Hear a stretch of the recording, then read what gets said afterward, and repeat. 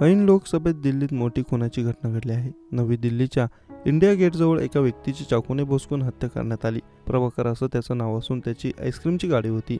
पोलिसांनी त्याला तत्काळ रुग्णालयात हलवलं, मात्र तिथे डॉक्टरांनी त्याला मृत घोषित केलं. ही घटना प्रेम प्रकरणाची असून त्यातील आरोपीला पोलिसांनी पकडलं आहे.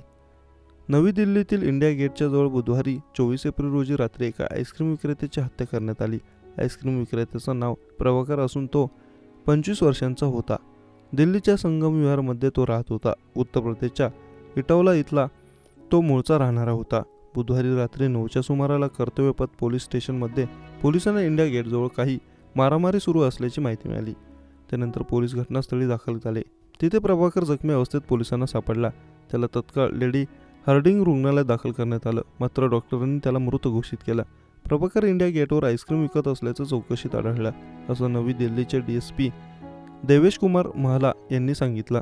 रात्री 9 वाजता साधारण 20 वर्षांचा एक मुलगा तिथे आला व त्याने प्रभाकरवर चाकूने वार केले.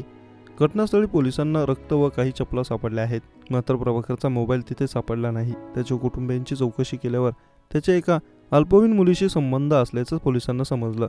या घटनेचा तपास करण्यासाठी पोलिसांनी पथक तयार केला. ती अल्पवयीन मुलगी व तिच्या नातेवाईकांच्या कॉलवर लक्ष ठेवलं. दिल्लीतल्या विविध भागांत छापेमारी केली. आरोपी हत्या करून कुठे व कसा पळून गेला हे शोधण्यासाठी त्या भागातलं CCTV फुटेज तपासण्यात आलं. या चौकशीत असं आढळले की त्या अल्पवयीन मुलीचे प्रभाकर व अजय उर्फ आकाश नावाच्या आणखी एका व्यक्तीशी संबंध होते. अजय उत्तर प्रदेशातील गोंडा इथला रहिवासी आहे.